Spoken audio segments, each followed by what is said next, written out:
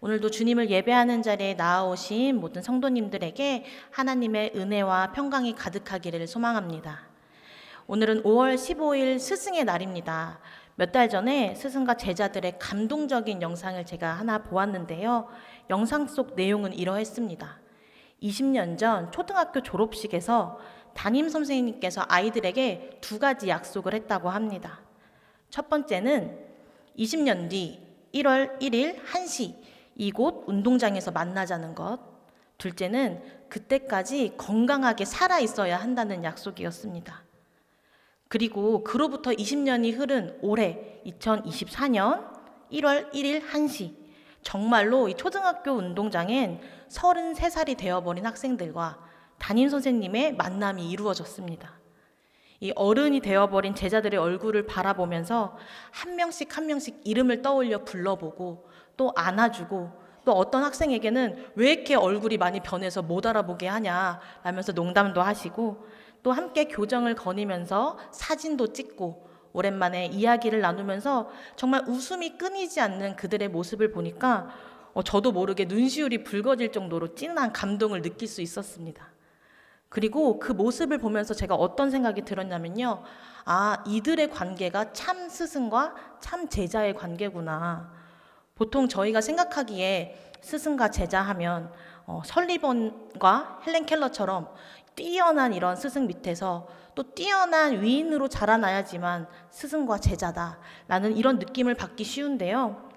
20년 전 저들의 학창시절이 어땠는지 저는 다 알지 못하지만 이 모습만 보더라도 이들은 단순히 선생과 학생의 관계가 아니라 스승과 제자의 관계가 맺어졌구나. 얼마나 그들 안에 깊은 교제가 있었고 나눔이 있었고 또 가르침과 배움이 있었을지 또 보이지 않는 이런 정신적인 교류 또 하나됨을 이들의 모습을 보면서 알 수 있었습니다. 그렇습니다. 흔히 말하듯이 이 세상에 선생님은 많지만 모든 선생님이 스승이 되는 것은 아닙니다. 학생도 마찬가지입니다. 세상에 학생은 많지만 모든 학생이 그들의 제자가 되는 것은 아닙니다. 이 스승과 제자의 관계를 맺는다는 것은 이처럼 보이지 않는 정신적인 교류가 존재하는 참 어려운 일이죠. 누군가는 스승의 말이 제자에게로 와서 몸이 되어야지만 스승과 제자의 관계가 성립된다고도 말하더라고요. 이는 우리의 참된 스승 되시는 예수님과 또 제자된 우리와의 관계에도 대입해 볼 수 있습니다. 이 제자라는 단어를 검색을 해보면 두 가지 뜻이 나옵니다. 첫 번째는 스승으로부터 가르침을 받은 사람. 두 번째는 예수님의 가르침을 받아 그의 뒤를 따르는 사람이라는 뜻을 갖고 있습니다. 우리는 단순히 가르침을 받거나 받는 사람에 그치는 것이 아닙니다. 예수님의 가르침을 받아 그의 뒤를 따르는 사람이어야 합니다. 그렇다면 사랑하는 성도 여러분, 우리는 과연 참된 스승이신 예수님의 뒤를 잘 따라가고 있을까요? 정말 이 예수님과 하나 됨으로써 참된 스승과 제자의 관계를 잘 맺어가고 있을까요? 오늘 본문 말씀을 통해서 예수님께서는 나를 따라오려거든, 즉 진짜 제자가 되려면 자기를 부인하고 자기 십자가를 지고 자신을 따르라고 말씀하고 있습니다. 이 시간 이 세 가지를 살펴보면서 우리는 어떠한 마음과 자세로 예수님을 따라야 하는지 함께 알아보도록 하겠습니다. 첫 번째는 예수님의 제자는 자기를 부인해야 합니다. 함께 마태복음 16장 24절 말씀을 읽도록 하겠습니다. 이에 예수께서 제자들에게 이르시되 누구든지 나를 따라오려거든 자기를 부인하고 자기 십자가를 지고 나를 따를 것이니라. 아멘. 자기를 부인한다는 것은요, 내 것이 더 이상 내 것이 아님을, 또 내 삶의 주인이 더 이상 내가 아님을 인정하는 것입니다. 즉 나의 생각, 나의 욕심, 내가 갖고 있는 모든 것, 이 단단한 자아를 부인하는 일인데요. 첫 번째부터 이토록 어려운 요구를 하시는 데에는 앞선 제자 베드로와의 대화를 살펴보면 이해할 수 있습니다.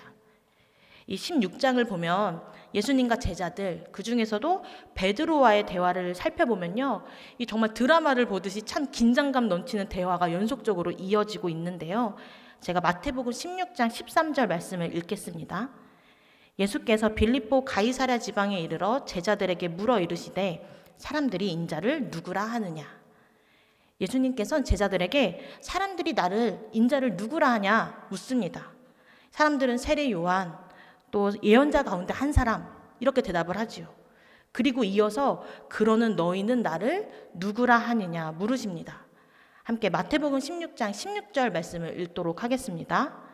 시몬 베드로가 대답하여 이르되 주는 그리스도시요 살아계신 하나님의 아들이시니이다. 베드로는 예수님이 우리의 메시아, 구원자 되심을, 그리고 가장 중요한 하나님의 아들이심을 정확히 고백합니다. 물론 하나님께서 알게 해주셨지만 3년간 예수님을 따랐던 제자다운 정말 바람직한 고백이 아닐 수 없습니다. 그러한 베드로에게 예수님은 아낌없이 칭찬해 주시고 또 위대한 약속도 함께 해주시죠. 제자들 앞에서 칭찬받은 베드로는 얼마나 어깨가 올라갔을까요? 아, 이제서야 내가 드디어 예수님의 참된 제자로 인정받는구나. 아마도 이렇게 생각했을 것입니다. 그리고 여기까지는 참 분위기가 좋았는데요.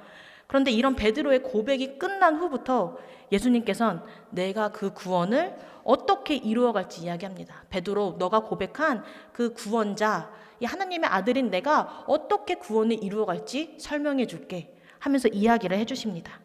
함께 마태복음 16장 21절 말씀을 읽도록 하겠습니다. 이때로부터 예수 그리스도께서 자기가 예루살렘에 올라가 장로들과 대제사장들과 서기관들에게 많은 고난을 받고 죽임을 당하고 제3일에 살아나야 할 것을 제자들에게 비로소 나타내시니, 그것은 바로 예수님의 고난과 죽음이었습니다. 제자들에게 처음으로 하나님의 구원 계획은 나의 죽음과 부활로 이루어질 것이라 이야기하신 것이지요. 순간 참으로 그 어색한 긴장감이 그들 가운데 맴돌았을 것 같습니다. 그리고 그 어색한 긴장감을 뚫고 베드로가 이야기합니다. 제가 마태복음 16장 22절을 읽겠습니다. 베드로가 예수를 붙들고 항변하여 이르되 주여 그리 마옵소서, 이 일이 결코 주께 미치지 아니하리이다. 베드로는 예수님을 붙들고 항변합니다. 여기서 붙든다는 것은요, 단순히 이렇게 잡았다는 뜻이 아니라 예수님을 잡아 옆으로 데리고 갔다는 뜻입니다. 마치 저희가 함께 이야기를 나누다가 누군가 말실수를 하면은 왜 이러냐면서 잡아 끌고 가잖아요. 마치 그런 것처럼 베드로는 예수님을 붙잡아서 마치 잘못한 사람이라는 것처럼 데리고 옆으로 끌고 갑니다. 그리고 항변하다는 말, 이 원형은 에피티마오라는 원형을 갖고 있는데요. 책망하다, 꾸짖다, 경계하다라는 의미를 갖고 있습니다. 즉, 우리말 성경에서 느껴지는 이 어조와 행동보다 베드로는 더 격하고 강력하게 예수님을 만류했다는 것입니다. 아마 이렇게 말했을 것 같아요. 예수님, 지금 무슨 말도 안 되는 소리를 하고 계십니까? 분위기 참 좋았는데. 그 일은 절대로 일어나지 않습니다. 아마도 그 기저엔 절대 일어나서는 안 되는 일입니다 라는 베드로의 이런 마음이 담겨 있었을 거예요. 그럼 베드로에게 예수님은 뭐라고 얘기하냐면요, 사탄아 내 뒤로 물러가라, 너는 나를 넘어지게 하는 자로다 라고 말씀하십니다. 이는 마태복음 4장에 광야에서 예수님을 유혹하던 그 사탄에게 하시던 말씀이랑 동일합니다.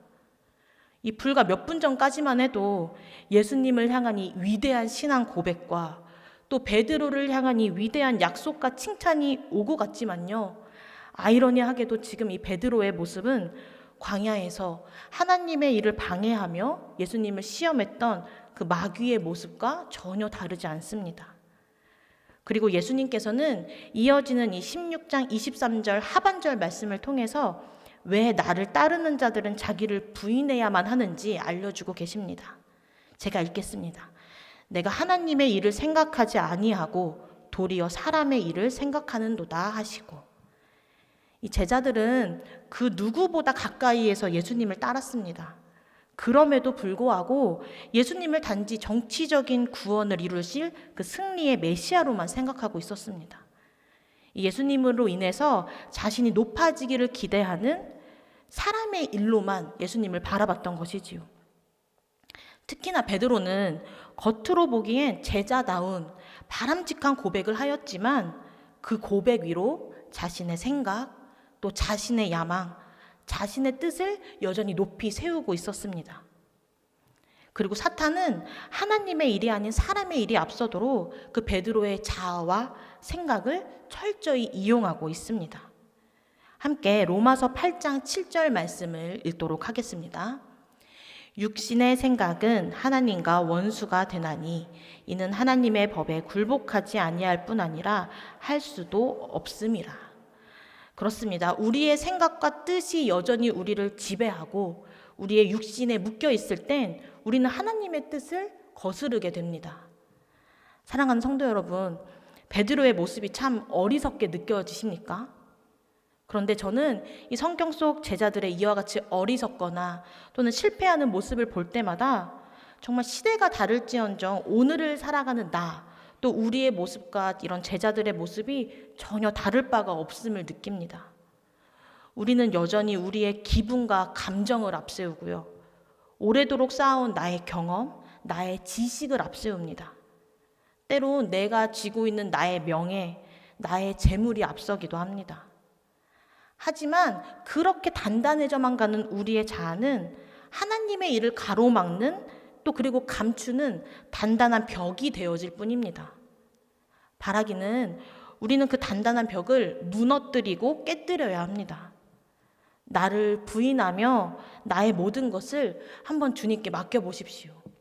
70%, 80%, 이 일부만 맡기는 것이 아니라 온전히 모든 것을 주님께 맡길 때 그때 하나님의 일이 시작되고 놀라우신 예수님의 역사를 경험하게 될 줄 믿습니다. 두 번째는 예수님의 제자는 자기 십자가를 져야 합니다. 이 자기 부인에 이어진 두 번째 요구는 자기 십자가를 지는 것입니다.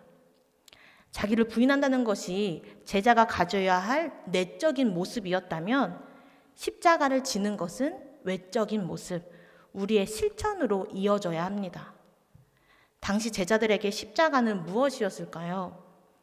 십자가의 도가 멸망하는 자들에게는 미련한 것이요 구원을 받는 우리에게는 하나님의 능력이라는 이 고린도전서 1장 18절의 말씀처럼 성경을 이미 알고 있는 우리에게 십자가는 영광이고 능력임을 우리가 알고 있습니다.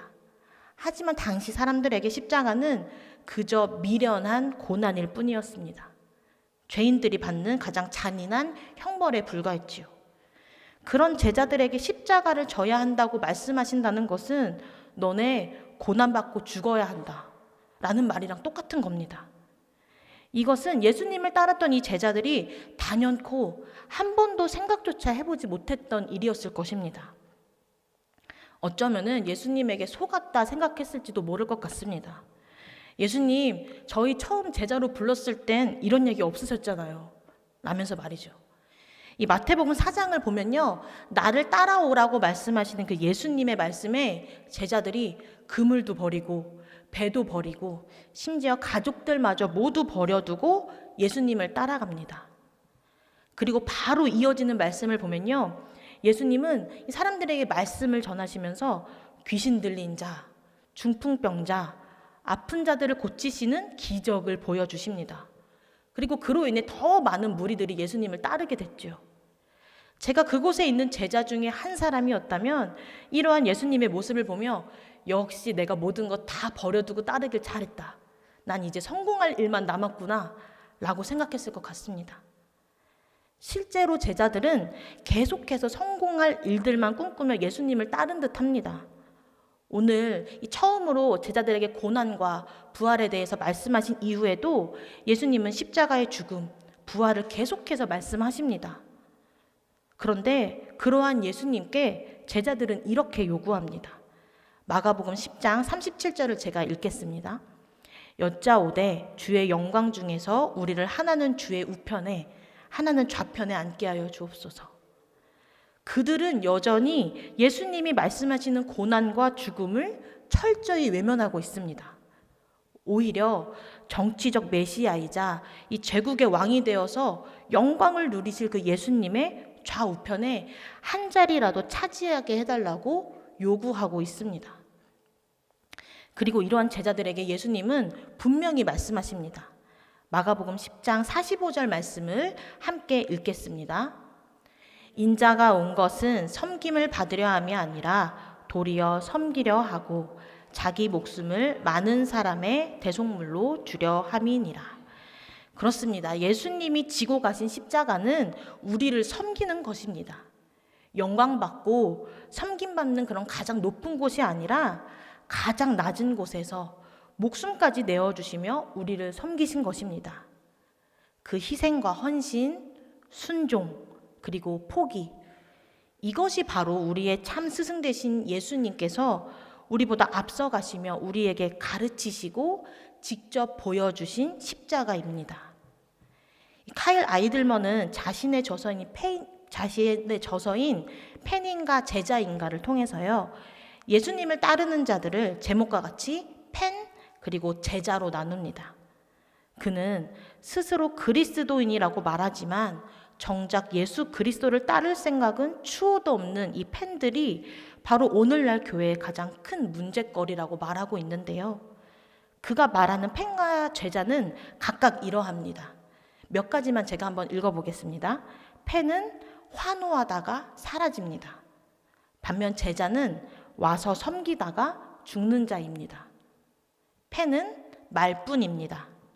하지만 제자는 말을 행동으로 옮기는 자입니다. 펜은 희생을 거부합니다. 그리고 헌신을 두려워하지요. 하지만 제자는 기꺼이 희생하는 자입니다.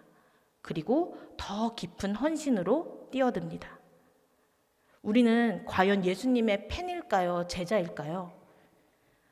우리는 종종 사람은 누구에게나 자기 십자가가 있다고 말합니다.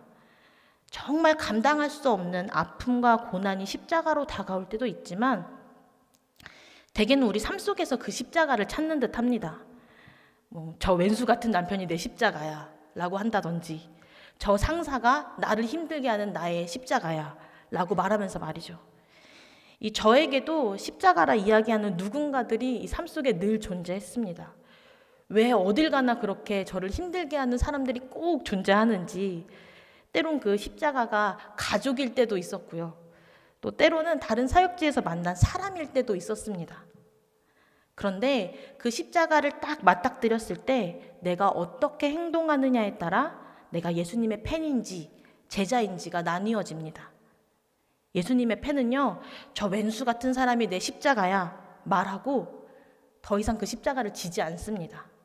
오히려 그 십자가와 싸우거나 그 십자가를 멀리 떠나버리기도 하지요. 하지만 예수님의 참된 제자는 어떻게 할까요? 그들은 기꺼이 그 십자가를 지고 갑니다. 나를 너무나 괴롭히는 저 사람을 기꺼이 용서하고요. 나를 아프게 하는 저 사람을 기꺼이 사랑으로 안아줍니다. 때론 포기하고 싶어질 때에도 하나님의 뜻을 이루기 위해 끝까지 희생하며 순종합니다. 이것이 바로 자기 십자가를 지고 가는 참된 제자의 모습인 것입니다. 사랑하는 성도 여러분, 예수님의 제자는 이와 같이 때로는 참을 수 없을 만큼 고통스러운 십자가를 감내해야만 합니다. 많은 눈물을 흘리고 끊임없는 희생과 노력이 필요한 이 길을 걸어가야만 합니다. 그럼에도 불구하고 오늘도 이 낮은 곳에서 자기 십자가를 지고 묵묵히 걸어가시는 우리 성도 여러분들, 세상은 자꾸 더 높고 많고 크고 또 화려한 곳으로 올라가는 것이 행복이라 속삭이지만 우리에게 가장 큰 행복은 낮고 좁은 이 십자가의 길에서 예수님이 우리를 기다리고 계신다는 것입니다. 결코 혼자 지고 가는 십자가가 아님을 꼭 기억해 주시길 바랍니다. 그 길이 예수님과 함께 나아가는 복된 길이 되어지기를 간절히 소망하도록 하겠습니다. 세 번째는 예수님의 제자는 끝까지 예수님을 따라야 합니다. 함께 마태복음 16장 25절, 26절 말씀을 읽도록 하겠습니다. 누구든지 제 목숨을 구원하고자 하면 잃을 것이요. 누구든지 나를 위하여 제 목숨을 잃으면 찾으리라. 사람이 만일 온 천하를 얻고도 제 목숨을 잃으면 무엇이 유익하리요? 사람이 무엇을 주고 제 목숨과 바꾸겠느냐? 예수님께서 자기를 부인하고 자기 십자가를 지고 자신을 따라오라는 것은요, 모두 내 자신이 죽어야만 한다는 것을 의미합니다. 죽음을 결심하라는 것이지요. 그런데 신앙생활을 하는 누구라도 이러한 결심은 한 번쯤은 다 해보셨을 것입니다. 내가 반복해서 짓는 내 죄들을 죽이고 이겨내려 애썼을 것입니다. 열심히 기도도 해보고 말씀도 읽어보고 말이죠. 그런데 이런 우리의 제약된 모습이 한 번에 바뀌던가요? 저도 처음 사역을 시작한다고 결심했을 때 이 결심만으로도 하나님께서 제 자신을 바로 바꿔주실 줄 알았습니다. 바로 변화시켜 주실 줄 알았는데 몇 달이 되지 않아서 스멀스멀 옛 자아가 막 튀어나오고 몇 년이 지나도 제 본성은 쉽게 변화되지 않더라고요. 그리고 우리에게 또 저에게 이러한 반복되는 실패, 좌절이 찾아올 때마다 마귀는 이렇게 속삭입니다. 너는 제자될 자격이 없으니 포기하라고 말이죠. 하지만 우리가 해야 할 것은 그럼에도 불구하고 끝까지 예수님을 따르는 것입니다. 바울은 고린도전서 15장 31절 말씀을 통해 나는 날마다 죽노라 라고 고백합니다.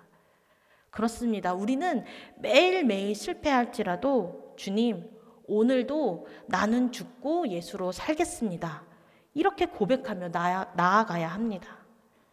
사랑하는 성도 여러분, 나를 죽이며 예수님을 따라가는 그 길은 결코 모든 것을 잃어버리는 길이 아닙니다. 내가 그리스도와 함께 십자가에 못 박혔나니 그런즉 이제는 내가 사는 것이 아니요 오직 내 안에 그리스도께서 사시는 것이라.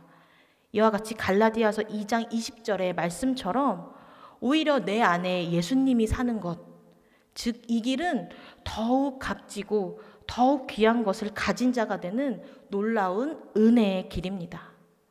날마다 우리 모든 성도 여러분들이 이 사실을 믿음으로 고백하며 끝까지 예수님을 따르는 제자들이 되어지기를 간절히 소망합니다. 이제 말씀을 정리하려 합니다. 오늘 말씀을 준비하면서요, 제가 사역하고 있는 이 초등학생 푸른교회 아이들이 참 좋아하는 찬양 한 곡이 떠올랐는데요. 제목이 따라 따라 갈래요입니다. 얼마나 신나는 곡인지 모릅니다. 이 찬양을 할 때면 아이들이 이쪽 벽에서 이쪽 벽까지 막 뛰어다니면서 이 찬양을 하는데요. 이 찬양의 후렴 가사가 이렇습니다. 따라 따라 갈래요 하면 아이들이 예수님 이렇게 외치고요. 또 그냥 가는 것도 아니고 달려 달려 갈래요 하면 또 애들이 예수님 이렇게 외칩니다. 이 예수님을 따라가는 길이 오늘 제가 말씀을 통해서 자기를 부인하고 십자가를 져야 하고 내 자신이 죽어야만 하는 길이라고 어쩌면 참 비장하고 암울하고 어두운 길처럼 느껴지도록 제가 이야기를 했는데요. 아이들이 부르는 이 찬양은 이런 비장함도 없고 이런 어두움도 없고 어떠한 이 암울함도 없이 이토록 신나게 기쁘게 예수님을 따라갈 것을 고백하는 것을 보니까 새삼 참 역설적이게 느껴지더라고요, 이 찬양이. 그런데 곰곰이 생각을 해보니까 예수님을 따라가는 이 제자의 길은 아이들이 찬양하는 것처럼 이토록 기쁜 것이 맞더라고요. 이 서론에서 소개한 20년 뒤에 만날 것을 약속했던 그 스승님처럼 예수님께서도 제자의 길을 걷는 우리에게 약속해 주신 것이 있기 때문입니다. 마태복음 16장 27절에서 28절을 제가 읽도록 하겠습니다. 인자가 아버지의 영광으로 그 천사들과 함께 오리니 그때 각 사람이 행한 대로 갚으리라. 진실로 너희에게 이르노니 여기 서 있는 사람 중에 죽기 전에 인자가 그 왕권을 가지고 오는 것을 볼 자들도 있느니라. 아멘. 몇 년 뒤 몇 시에 만나자고는 말씀해 주시지 않았지만 예수님께서는 분명히 우리에게 약속해 주셨습니다. 이 길 끝엔 승리와 영광이 분명히 있을 것임을, 그리고 반드시 우리에게 다시 오실 것임을, 더불어 예수님을 따라가는 이 제자의 길에서 자기를 부인하고 십자가를 지며 겪게 될 이 고난과 아픔, 그리고 수고와 희생, 때로는 그 눈물이 주 안에서 결코 헛되지 않을 것임을 말이지요. 사랑하는 성도 여러분, 이 모두가 주님의 이 귀한 약속을 믿음으로 소망하며 나아가길 바랍니다. 그리고 그 믿음으로 우리의 스승 되시는 예수님을 끝까지 따라가면서 참된 제자의 삶을 살아가는 우리 모든 성도님들이 되시길 간절히 소망하도록 하겠습니다.